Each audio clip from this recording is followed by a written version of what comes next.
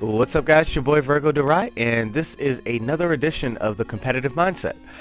So in this edition, we're actually going to be talking about why you should never lose to spammers. Now, if you've gotten to at least episode 9 of Training with Virgo, then you have at your disposal an arsenal of tips, tricks, and basic things that you need to beat anybody who does not know what they're doing. In terms of ultimate breaks, in terms of perfect blocks, planing, movement, jump vanishes, you have an arsenal at your disposal.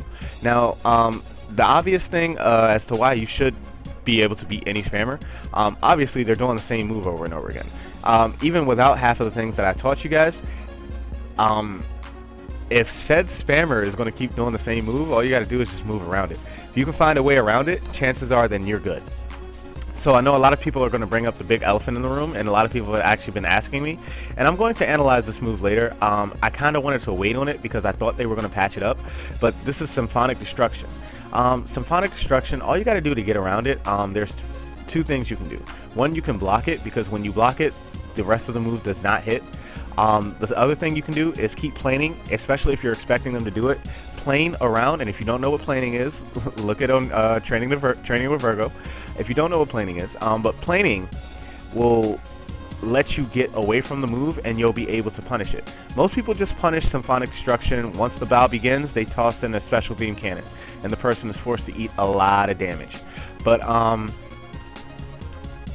the main reason you should never lose the spammers, like I said, they're doing the same move over and over again.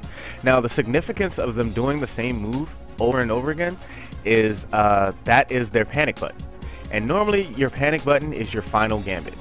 Certain things that you would never do in a match when you're comfortable and the stakes aren't high. So for me, for example, my panic button is when I finally switch up Shining Slash.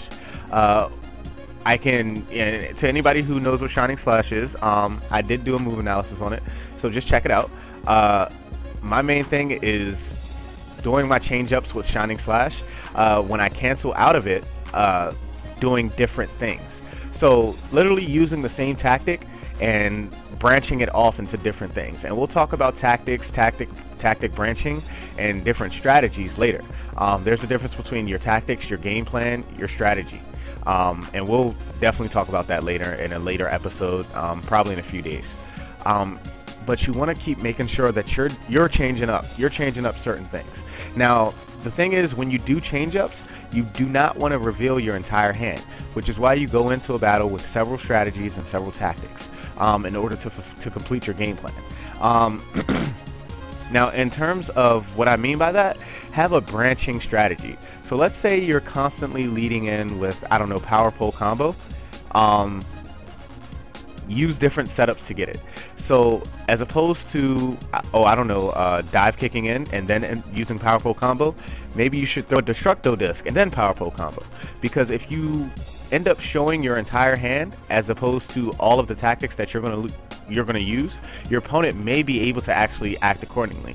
And you got to realize a lot of the moves that we're dealing with now have invincibility frames. So a lot of people can act accordingly to you without any fear of punishment. And when you have somebody who realizes that, I just want you guys to imagine me spamming Symphonic Destruction on you. I just do it in a tactical manner. It'd be the only move I'd use, but I'd still read you. And when you have somebody reading you using a move that's very hard to punish, that's when you get into, you know, top tier talk, or, you know, even banned from tournament talk type situation. The next thing, because it's the person's only strategy, when you finally do break that strategy, they have nothing left. Most spammers' panic button is the fact that they're spamming. So when they finally do hit that panic button, they just spam harder.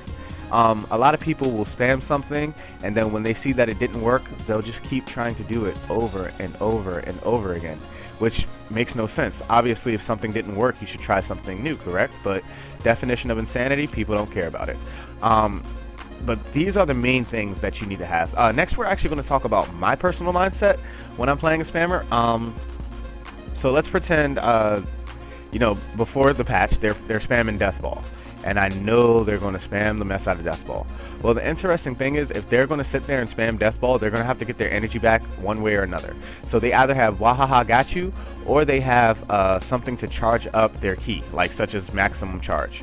So what I'm going to do is I'm A, not going to hit them, or B, wait until they use maximum charge, then dive in and give them a nice punishing combo, even if they use an escape move, and get my damage that way, all the while avoiding the Death Ball. You want to make sure in terms of your strategies that you pay attention to what your opponent is actually attempting to do, because even though you guys may not believe it, spamming is such the tactic. It is a tactic. There's something called pro spamming, which somebody will be diverse the entire game, and then right towards the end they'll do like the same move 3 times just because their opponent is expecting them to constantly try to do something different, and that'll work for them. And then you have, of course, the common spammer, which, you know, from start to finish, I'm just going to do the same move over and over again, close my eyes and hope for the best. What these guys are thinking when they're playing you is that there's nothing that you can do about it. So when you finally do something about it and you get around it, they have no plan B. And my thinking when they don't have a plan B is to just basically break their initial plan and run rampant on them. But if you're ever playing against a spammer, the main thing you want to do is break that initial plan. Usually they don't have a very solid plan B, and spamming as a plan A isn't a solid one at all. So that's how you crumble them down, and this is why you should never ever lose. If you can jump vanish and you can approach your opponent and be safe on the inside and out melee them and do whatever you want, if you can beat them down with a 0 melee character, then there is literally no reason for you to be taking no L's to no spammers. Now obviously there are some days where you just have a bad day or you're not feeling it, you took a L. It happens, trust me, I know. I've had bad days where I've taken L's that on a day where I was feeling 100% I wouldn't have lost. So, you know, but other than that, there's no reason for you guys to be losing to any spammers. So I want you guys to alter your mindset a little bit when you're playing a spammer. Analyze what exactly are they doing, which move are they spamming you with, how do you get around that move. Once you get on the inside, what you're going to do to them, get maximum damage, scare them a bit, get into their mind, and punish them every time they spam. To be honest, most spammers will not change up their tactics. So if they don't change up their tactics, it doesn't mean what you're doing isn't working. On the contrary, it means what you're doing is working. It's just that they're trying to compensate for their lack of skill or for your overabundance of skill with a one-shot move and just hope it hits. Most spammers have no idea how to set up their combos, how to set up anything. So you guys should have no issues at all. I believe in you guys. Durai Academy all the way. So if you found this video useful, please like, comment, subscribe. If you didn't find it useful, please like, comment, subscribe. My life is a chip in your pile. And guys, keep commenting. Please give me more ideas for things like this, things for me to address.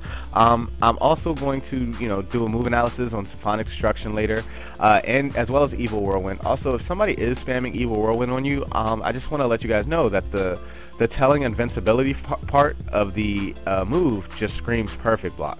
The only issue is they can pop it while you're in the middle of an animation, and that's when it becomes dangerous. But if they pop it and you just happen to be standing there, you have one of two choices, which is to either just descend or ascend, but it's easier to just descend, or perfect block it. So channel the spirit of Endakuba and get those people out the way. I believe in you guys, and I know you can do it. So once again, my life is a chip in your pile, like groceries.